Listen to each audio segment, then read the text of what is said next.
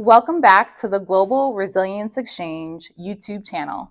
This is an episode of Coffee with Cream. Today I am at the Northeast Regional ACP Conference in New York City, and I have the pleasure of being in the presence of Ira.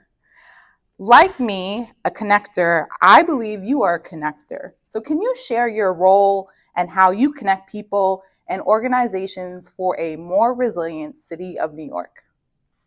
Well, first, Daniela, thank you very much for inviting me to participate. I'm excited for the opportunity. I work at New York City Emergency Management, where I am the Assistant Commissioner for Strategic Partnerships and External Affairs. And really, our focus is engaging with our private sector partners to make sure that they understand what we're doing as a city and to make sure that we can support them so that they can be resilient and ultimately be resilient as possible. We need to make sure that the resources that we have are being shared with the right people in the right industries and the right areas, and we also want to make sure that we're sharing that information internally. So I find it's important to connect our various teams and different areas of work that we have in the agency with the partners that have those industry needs or those concerns so that they can plan appropriately. Excellent. I think that's so important in a place like the city of New York where there are resources, right? But we want to make sure that everyone can contribute and use what they need in order to be more resilient. Thank you for that. And I'm going to put you on the spot. How many years have you been with the city of New York?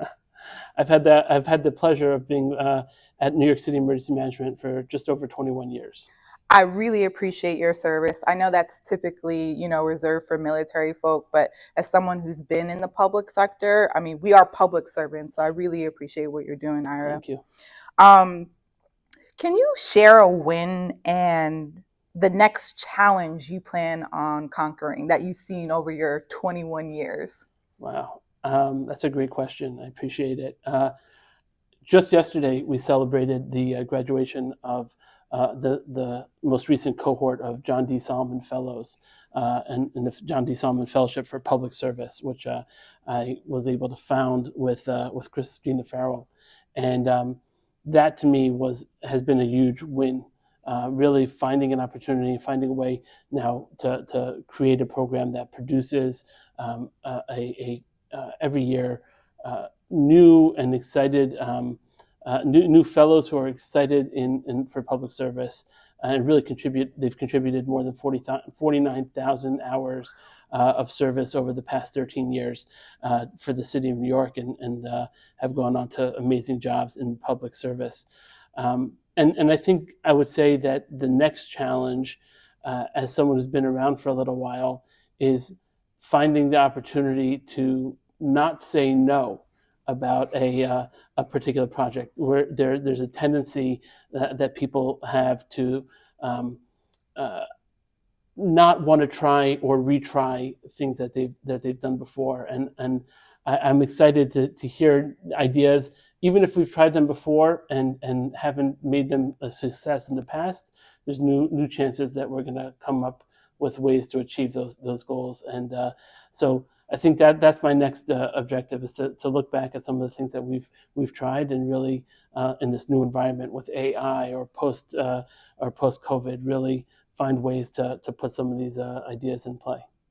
Excellent, and kudos to you. And if you could, if anyone watching is interested in that program, how can they find out more information? Oh, well, the best way to find out information about the Solomon Fellowship is to go to our website at NYC at nyc.gov/emergency management or nyc.gov/John D. Solomon Fellowship.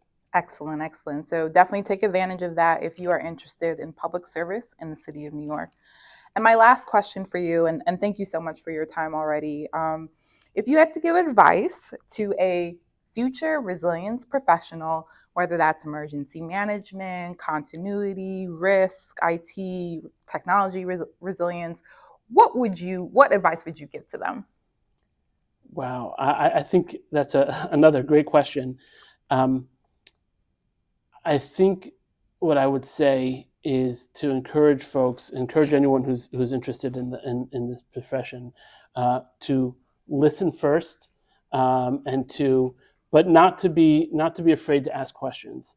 I think there are way too many people who just want to go along to get along, and I think that really what needs to happen is for people to, if you see something, say something. If you have a question or you see a concern, be willing to speak up and bring an issue to people's attention, because that's always, whether you've done this for 5 years, 10 years, or 21 years, there's going to be things that come up, or questions that you have, or things that you miss, and be able to speak up, but always be listening, and always be ready to learn.